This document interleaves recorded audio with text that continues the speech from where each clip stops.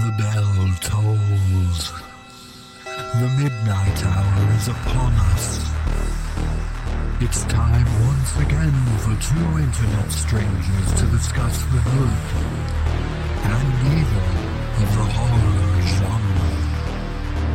So sit back, relax, and enjoy the terror within the Hallow-Holics Anonymous podcast.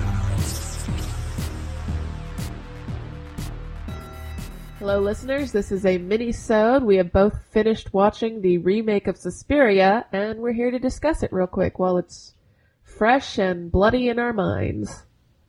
I guess we should start by saying that I really don't want to spoil it. Like, I think we need to be very, very careful that we don't spoil it for all of our fine tens of listeners. That many? You made a point that you actually like this more. I think I do. I think that I prefer the way the original was lit. Like, I will never, ever forget the first time I saw it and the fact that I was able to be made uncomfortable and terrified with just color and just filters on the lights. Yeah. You know what I mean?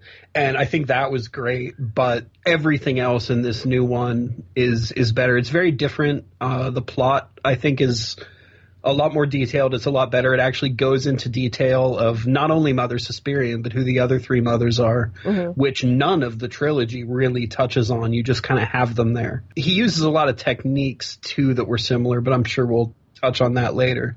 But yeah, generally, I think it was a better movie. Like, I'm in love with Tilda Swinton. She's fantastic. Yeah, it was better acted. It was better written. It was cut better, I think. It was shot better, but not lit better until that end scene that we're not going to talk about, which sucks. Which sucks that we're not going to talk about. Not that the ending is amazing. There is one more thing I'd like to say that the original still did a little bit better besides lighting and color.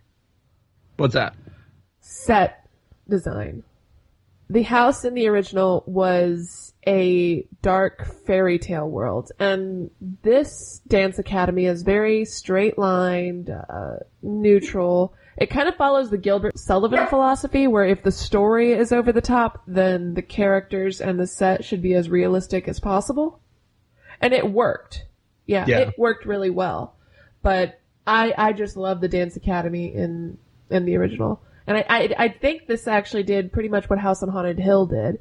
It took a great film, it nodded to it in a respectful way and expanded on it, as you mentioned, and it came up with something more without taking away from the original, which is very difficult to do. Yeah, exactly. This is what all remakes should be. Like, not actually remakes. Like, this could have, had they changed the names and changed the title, this wouldn't even necessarily relate to Suspiria. I think they could have, I mean, it does, but I think they could have made it so it didn't, and it would have been just as good.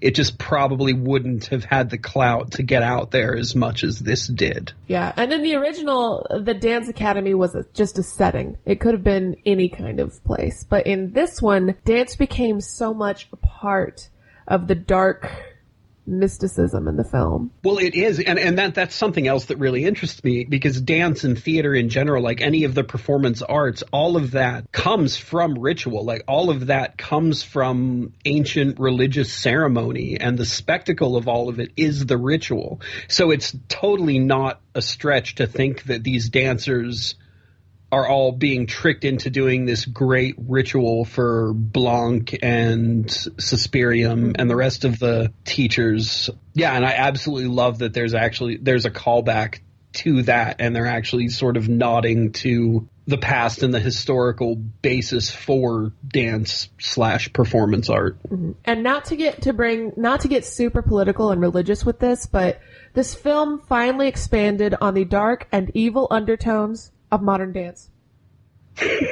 That's always been there. That's true. It's just nobody ever talks about it. You thought I was going somewhere else with that, didn't you? I really did. I thought you were gonna get into the whole the fact that, I mean, it was pretty blatant that it was right across the street from the Berlin Wall. I thought that was pushing the politics a little bit. You're like, I can't do this show with you anymore. But no, it was fantastic. Mm-hmm. And it dealt with guilt really well, too. The fact that the only male character, really, I mean, you've got the cops, which were only there for comic relief, which I love that there was comedy in this a little bit as well. Well, even as a male character, it's an actress. Was that Tilda Swinton, too? Because she was also Mother Suspirium. Yes, it was Tilda Swinton. She was just everybody in this. I love her. Why can't I just marry her? Well, wait, hold on. She wasn't Mother Suspirium. Yes, she was. No, Mother Suspirium was the young... wait, we're not going to talk about that. She totally was, though. No, she wasn't. Really? Oh my gosh, that final line? No, I'm not talking about... I'm talking about who was under the makeup. Oh, well, yeah, Tilda Swinton did play that character as well. Okay, so she played... Now I have to look this up.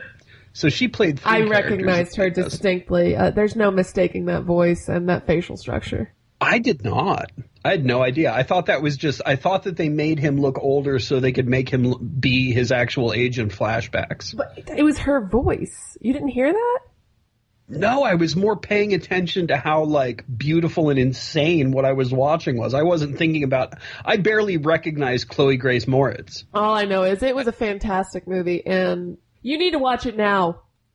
For the listeners who feel like there are no good horror films anymore, first of all, you're pretentious and you need to stop that. Mm-hmm. But you need to watch this. There were shades of Hieronymus Bosch in this. There were shades of Orson Welles. Oh, there was a lot of Bosch in the... Oh, man, yeah, a lot of Bosch. They were Bosching it up. Yeah. Yeah, Orson Welles, Stanley Kubrick. It brought so much to the table, so many nods, such a wonderful... Yeah, the director's done nothing that I've seen. I mean, he's done stuff, but nothing I've ever seen. Oh, you know what? Who's the director who never finished that Dune film? This reminded me of his style, too. Jodorowsky. Oh, Jodorowsky. Jodorowsky. For listeners who know who we're talking about, kind of reminded me of his style, too. I think it's Jodorowsky. I have no idea. I can't even pronounce M. Night Shyamalan. I can't, I'm terrible with names. That's your job. Keeping it professional at Hallow-Holics Anonymous. I would like to also add that it is seldom that you see witchcraft in films done in a convincing and terrifying manner. Exactly what you could understand would give children nightmares. They did it very well in this film. Mm-hmm. I don't think I could dance without music, even if I had magical powers.